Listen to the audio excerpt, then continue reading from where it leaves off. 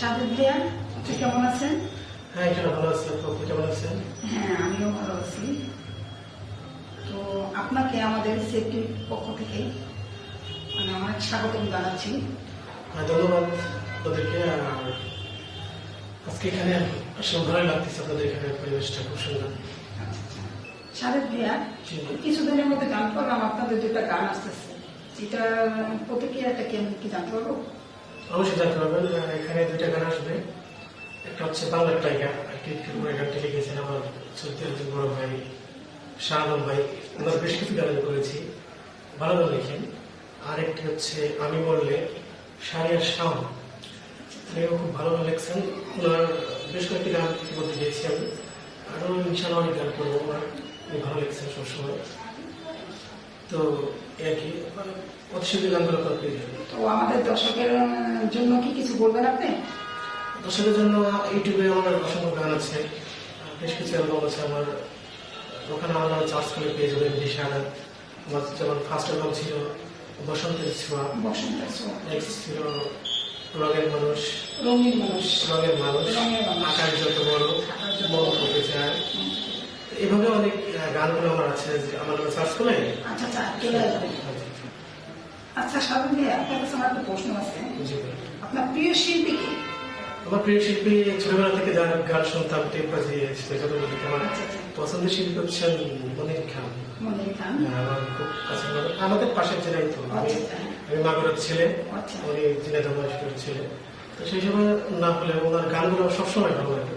এবং আমি যদি কখনো স্টেজ করি, ওনার একটা গান না করলেও ভালো লাগে না। তাই এত ভক্ত? জি জি, অবশ্যই। তো আপনাকে একটা প্রশ্ন করতে পারি? অবশ্যই। যে আপনি মনির ভাই অনেক ভক্ত, তো ওনার একটা গান নাম আপনার পার্টি থেকে আমরা শুনতে পারি? ওটা তো শোনানো সম্ভব হবে না। আমি গাওয়ার জন্য, যেহেতু তার ভক্ত, তার একটু গান তো জানতে পারছি। ধন্যবাদ সাদেক ভাই, আপনার গানটা খুবই ভালো লাগলো, খুব একটা জনপ্রিয় গান। আর আমার কাছে খুবই ভালো লাগছে, জনগণের কাছে তো আরো ভালো। জি অবশ্যই, গানটা অনেকেই পছন্দের গান। আমি স্টেজে গান করি ধন্যবাদ। তো আপনাকে একটা প্রশ্ন করতে পারি? অবশ্যই করতে পারেন।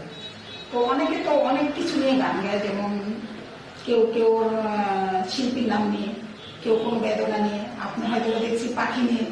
কারণ কি ভাই, কোনো দুঃখ আছে নাকি? অবশ্যই দুঃখ তো দেখতেই পারে। দুঃখটা আমার পাখি গান গাওয়ার কারণটা হচ্ছে আমি যেটা ভালোবাসতাম।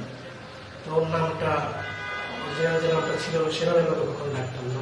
আদর করে আমার একটা দেওয়া নাম। ওর বান্ধবরা বলতো যে এই ধরনের একটা নাম রাখা যায় না, আমার অবশ্যই যায়।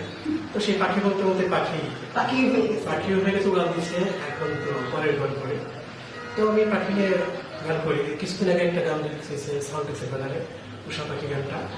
তো গানটা আশা করি দর্শকদের ভালো লাগবে। তাহলে আমরা কি ওই গানের একটা অন্তরা শুনতে পারি? অবশ্যই চেষ্টা করবো শোনানোর জন্য। গানটা লিখেছেন শাহ আলম ভাই, মিউজিক করেছেন খান আহমেদ। গানটা একটা লাইন আপনাদের শোনাচ্ছি। আমার বুকটা একটা খাঁচা, সে খাঁচার পাখি ছিলি তুই। খাঁচা ভেঙে উড়ে গেলি কেমনে একা রই। ও হাওয়া পোষা পাখি রে, তোকে ছাড়া প্রাণ বাঁচে না রে। ও পোষা পাখি রে, তোকে ছাড়া প্রাণ বাঁচে না রে।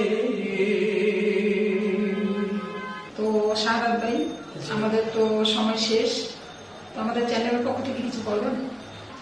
সেপ্টিভিকে আমার অনেক অনেক ধন্যবাদ। সেপ্টিভির দিল সামাদ ভাই আমার খুব প্রিয় মানুষ, উনি আমাকে অনেক ভালোবাসেন, আমিও ওনাকে অনেক ভালোবাসি। তো চ্যানেলটা সবাই সাবস্ক্রাইব করবেন এবং আমাদের অনুষ্ঠানগুলো কেমন লাগে সেটা নিচে লিখে জানাবেন। কমেন্ট করবেন, অবশ্যই কমেন্ট করবেন কেমন হয়েছে আমাদের অনুষ্ঠানগুলো।